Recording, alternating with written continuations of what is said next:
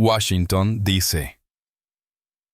9 de septiembre de 1940. Vannevar Bush, el científico más poderoso de Estados Unidos y director del Comité Nacional de Investigación para la Defensa, se inclinó hacia adelante mientras el físico británico metía la mano en una caja de madera forrada con relleno de kapok. Alrededor de la mesa estaban sentados los hombres que decidirían el rumbo tecnológico del esfuerzo bélico estadounidense. Alfred Loomis, el físico millonario cuyo laboratorio privado en Tuxedo Park se había convertido en un centro de investigación no oficial. Representantes de Bell Labs, General Electric y del ejército. Les habían dicho que los británicos traían algo importante.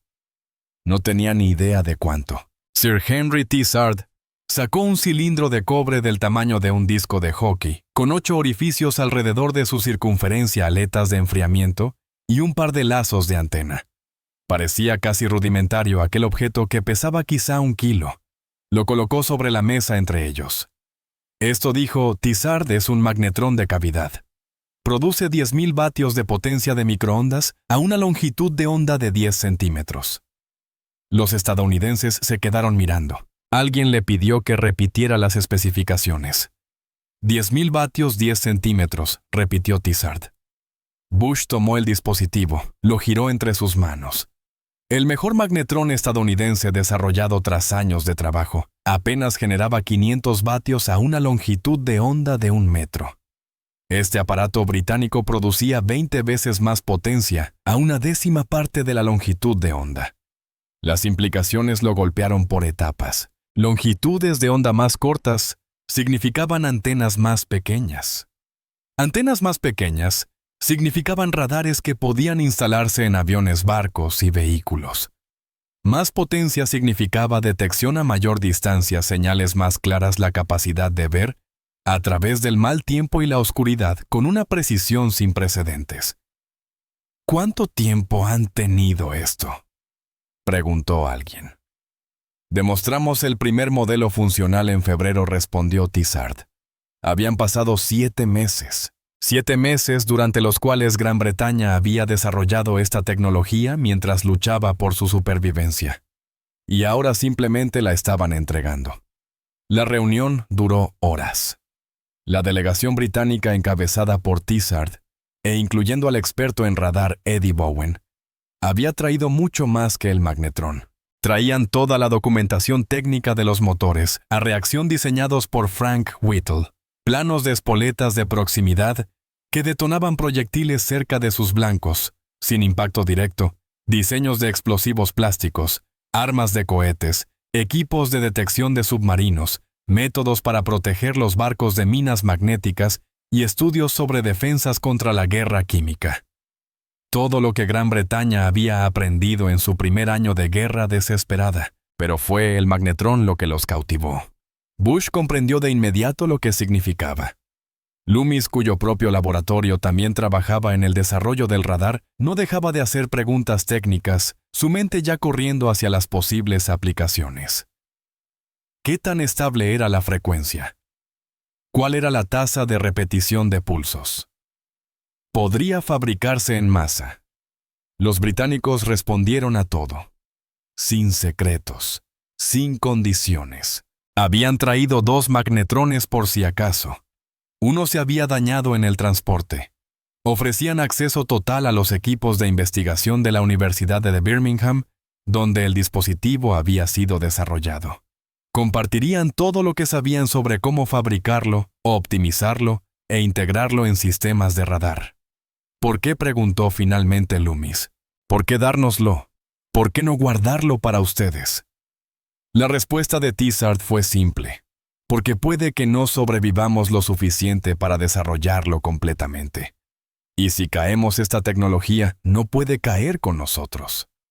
La sala quedó en silencio. Aquellos científicos estadounidenses seguros en Washington, mientras Londres ardía bajo el Blitz, comprendieron el significado. Gran Bretaña ofrecía sus secretos más preciados porque tal vez no existiría en 6 meses. Las barcazas de invasión se acumulaban al otro lado del canal. La Luftwaffe bombardeaba las ciudades británicas cada noche. Los convoyes eran masacrados en el Atlántico. Gran Bretaña luchaba sola. Y estaba perdiendo. Pero no era la única razón. Tizard explicó el resto. Gran Bretaña carecía de la capacidad industrial para producir en masa esas tecnologías mientras combatía por su supervivencia. Las fábricas estaban siendo bombardeadas, los recursos estirados hasta el límite. La industria estadounidense, protegida por 3.000 millas de océano, podía fabricar estos dispositivos en cantidades que el Reino Unido nunca lograría. Los laboratorios de investigación estadounidenses, con su financiamiento e infraestructura intactos, podían llevar la tecnología más lejos y más rápido. Era una apuesta calculada dar a Estados Unidos las herramientas para ganar la guerra, esperar que entrara en ella, y rezar para que Gran Bretaña sobreviviera lo suficiente para verlo suceder. Los estadounidenses empezaron a comprender la magnitud de lo que se les estaba entregando. No era solo una transferencia de tecnología. Era Gran Bretaña apostando toda su ventaja tecnológica en la capacidad y en la eventual intervención de Estados Unidos. En los días que siguieron, la delegación británica viajó por todo Estados Unidos, visitando laboratorios en distintas partes del país. En Bell Labs, en Nueva Jersey, demostraron el magnetrón a ingenieros que llevaban años luchando con el desarrollo del radar. En General Electric, en Schenectady, compartieron técnicas de fabricación. En el Laboratorio de Investigación Naval, explicaron métodos para detectar submarinos. En Wright Field, en Ohio, hablaron de las aplicaciones en aeronaves. En todos los lugares a los que fueron, la reacción de los estadounidenses fue la misma: primero el impacto inicial, luego una avalancha de preguntas, y finalmente una carrera por comprender las implicaciones.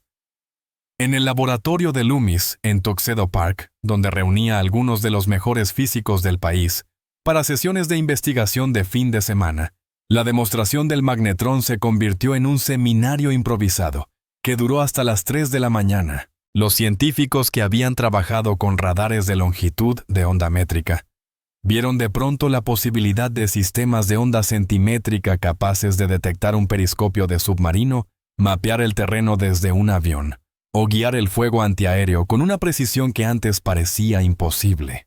Ernest Lawrence, que ganaría el premio Nobel por inventar el ciclotrón, examinó el magnetrón e inmediatamente vio cómo sus principios podían aplicarse al diseño de aceleradores de partículas. Luis Álvarez, un joven físico que años después también ganaría el Nobel, comenzó a esbozar ideas para sistemas de radar aerotransportados.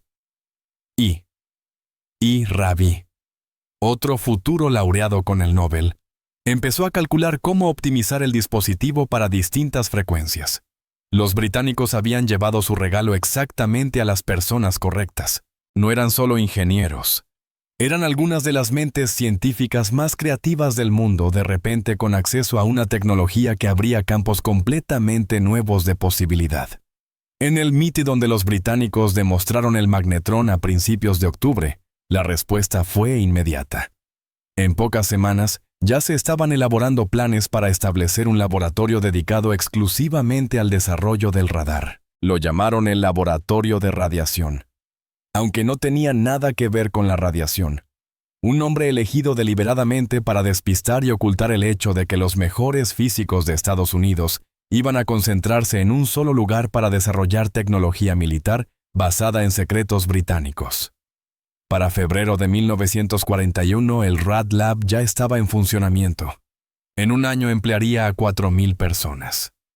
Al final de la guerra, a casi 17.000. Produciría más de la mitad de los sistemas de radar utilizados por las fuerzas estadounidenses.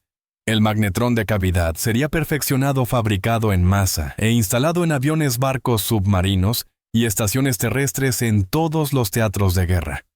Pero en septiembre de 1940, en aquella sala de conferencias de Washington, los estadounidenses aún estaban asimilando lo que les habían entregado. Algunos comprendieron de inmediato las implicaciones estratégicas, otros necesitaron tiempo para procesarlo. Algunos pocos eran escépticos, preguntándose si habría alguna trampa, algún defecto oculto que los británicos no mencionaban. No había ninguna trampa. Los británicos simplemente estaban desesperados. Y lo bastante desesperados como para ser generosos.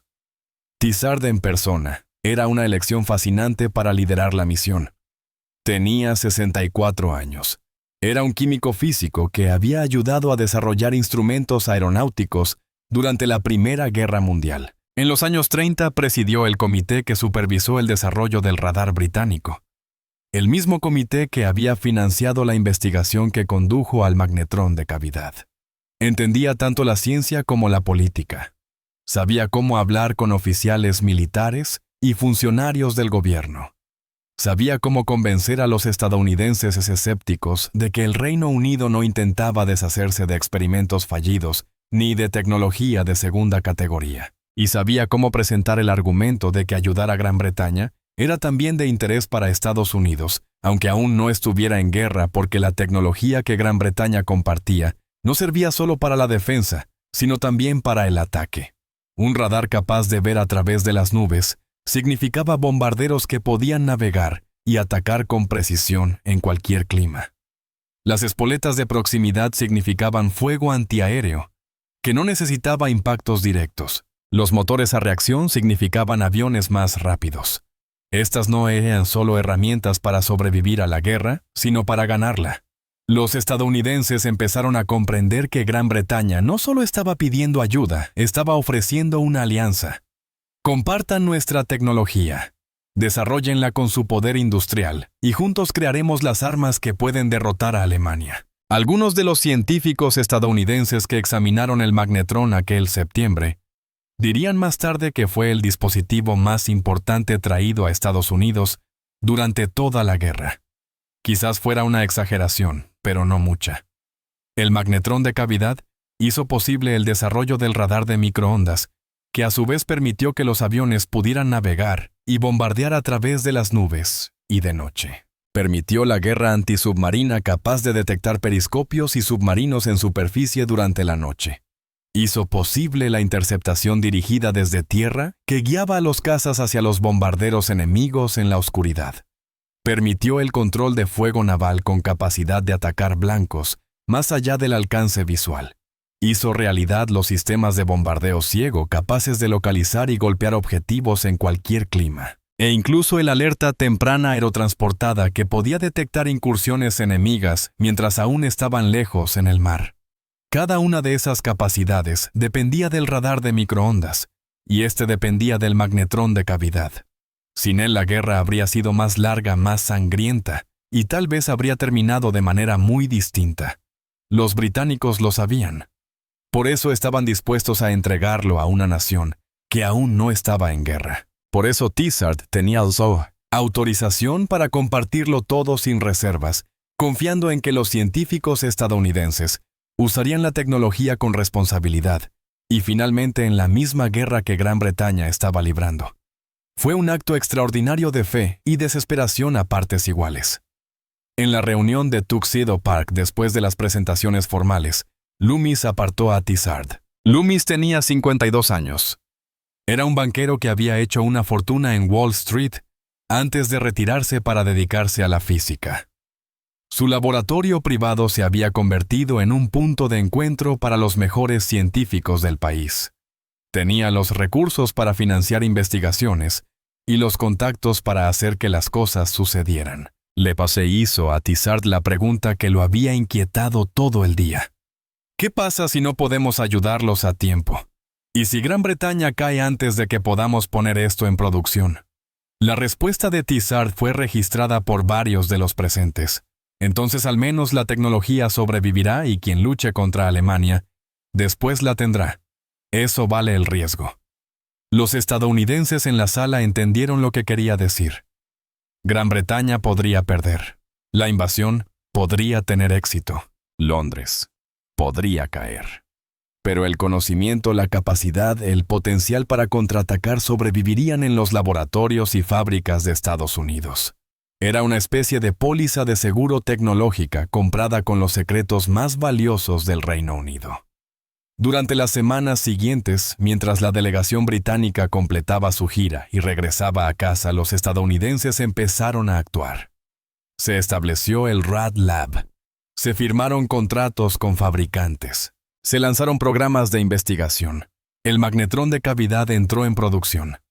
Para 1942, las fábricas estadounidenses producían miles de radares basados en tecnología británica, mejorados por la ingeniería estadounidense y fabricados con su enorme capacidad industrial. Y Gran Bretaña sobrevivió. La invasión nunca llegó. El Blitz terminó. La guerra continuó. Y cuando Estados Unidos finalmente entró en el conflicto en diciembre de 1941, lo hizo con una tecnología que ya se estaba produciendo en masa, perfeccionando y desplegando. La misión TSARD había triunfado más allá de sus expectativas más optimistas. La tecnología había sido transferida. Los estadounidenses habían trabajado sobre ella. La alianza había funcionado. Y aquel magnetrón, ese cilindro de cobre del tamaño de un disco de hockey, se había convertido en el corazón de los sistemas de radar que ayudaron a ganar la guerra en el aire, en el mar y finalmente en tierra. Pero en septiembre de 1940, nada de eso era seguro. En aquella sala de conferencias de Washington, los estadounidenses aún estaban procesando lo que habían visto. Algunos ya pensaban en aplicaciones, cómo integrar la tecnología en sistemas de armas, cómo resolver los desafíos de producción. Otros seguían atónitos ante el simple hecho de que Gran Bretaña hubiera entregado su tecnología militar más avanzada a una nación neutral. Vannevar Bush, que entendía la gran estrategia tan bien como cualquier científico estadounidense, vio el juego más profundo. Gran Bretaña estaba convirtiendo a Estados Unidos en socio, quisiera o no, al compartir esa tecnología. Al hacer que las fábricas estadounidenses fueran esenciales para producirla, al involucrar a los científicos americanos en su desarrollo, el Reino Unido estaba vinculando los intereses de Estados Unidos con su propia supervivencia. Era brillante, era desesperado, era necesario, y funcionó. Los científicos que estuvieron en esa sala, los que sostuvieron el magnetrón en sus manos y comprendieron lo que significaba, se convirtieron en defensores. Presionaron para crear el Red Lab por la producción y por la integración en los sistemas militares. Se comprometieron con la tecnología y por tanto con el esfuerzo bélico que la usaría. Algunos de ellos recordarían más tarde aquel momento, el día en que los británicos abrieron la caja y les mostraron el futuro de la guerra. Recordarían su asombro, su entusiasmo y la repentina comprensión de que la guerra que habían observado desde el otro lado del océano estaba a punto de convertirse también en su guerra. Entrara o no oficialmente Estados Unidos en ella, porque no se puede tomar los secretos más valiosos de otra nación, desarrollarlos, beneficiarse de ellos, y luego quedarse al margen cuando esa nación lucha por su vida. La misión TSARD creó una obligación moral además de una alianza tecnológica. Los británicos lo entendían. Por eso enviaron a TSARD un científico y diplomático, no un oficial militar. Por eso llevaron el magnetrón en lugar de enviar solo planos. Por eso lo demostraron en persona para que los estadounidenses lo sostuvieran, lo examinaran, lo comprendieran. Estaban construyendo relaciones, no solo transfiriendo datos. Y los estadounidenses respondieron no de inmediato con intervención militar. Eso requeriría Pearl Harbor, pero sí con compromiso con la tecnología, la investigación y la producción. Para cuando Estados Unidos entró en la guerra, lo hizo con sistemas de radar, que en muchos aspectos eran más avanzados que los que el propio Reino Unido había desplegado. El alumno había aprendido del maestro, y luego lo había superado. Exactamente lo que Gran Bretaña había esperado. El magnetrón de cavidad no fue la única tecnología importante que surgió de la misión TSARD, pero fue la que cambió el curso de la guerra y del futuro para siempre. Los diseños de los motores a reacción darían lugar al primer avión a reacción estadounidense. La espoleta de proximidad revolucionaría la guerra antiaérea y la artillería. Las fórmulas de explosivos plásticos se usarían en miles de operaciones de demolición. Los métodos de detección de submarinos ayudarían a cambiar el rumbo en el Atlántico. Pero el magnetrón era el símbolo. Era el dispositivo que había estado sobre la mesa aquel día de septiembre. El objeto físico que representaba todo lo que la misión significaba: innovación británica, producción estadounidense, propósito compartido, alianza tecnológica, esperanza desesperada. Cuando TSARD regresó a Gran Bretaña en octubre, informó que la misión había sido un éxito total. Los estadounidenses habían recibido la tecnología con entusiasmo. Ya estaban planeando su producción. Comprendían la urgencia. Construirían sobre lo que Gran Bretaña había comenzado. Lo que no informó, porque aún no podía saberlo, era que había ayudado a poner en marcha una colaboración tecnológica que definiría el esfuerzo bélico aliado. El Rad Lab se convertiría en modelo para otros centros de investigación. Las relaciones formadas durante la misión durarían toda la guerra y más allá. La confianza establecida en esas reuniones permitiría nuevas transferencias de tecnología, nuevas colaboraciones, nuevos desarrollos compartidos. Los científicos que habían estado en aquella sala de conferencias de Washington terminarían liderando programas de investigación, asesorando a comandantes militares, desarrollando nuevas armas y ayudando a ganar la guerra. Muchos de ellos dirían más tarde que la misión Tizard fue el momento en que comprendieron que la ciencia determinaría el resultado de la guerra tanto como el valor o la estrategia. Habían visto el futuro de la guerra en forma de un cilindro de cobre con 8 orificios y aletas de enfriamiento. Lo habían sostenido en sus manos. Habían entendido lo que podía hacer y se habían comprometido a hacerlo realidad, producirlo en masa, desplegarlo eficazmente, usarlo para ganar. Eso fue lo que dijeron los estadounidenses cuando Gran Bretaña les entregó la tecnología que ayudaría a ganarla la guerra. Sí, construiremos sobre esto. Entendemos lo que nos están dando y por qué. Haremos que funcione. Y lo hicieron. El magnetrón de cavidad entró en producción en 1941. Para 1942 ya se instalaba en aviones, barcos y estaciones terrestres. Para 1943, el radar de microondas era equipo estándar en todo el ejército estadounidense. Para 1944, ayudaba a guiar a los bombarderos que destruían la capacidad industrial alemana, a los barcos que ganaban la batalla del Atlántico y a los cazas que lograban la superioridad aérea sobre Europa. La tecnología que Gran Bretaña había estado dispuesta a regalar, los secretos que había estado lo bastante desesperada para compartir, había sido multiplicada 100 veces por la industria estadounidense y devuelta a la guerra en una escala inimaginable. Innovación británica. Producción estadounidense. Victoria compartida. Ese fue el acuerdo que Tizard ofreció en septiembre de 1940.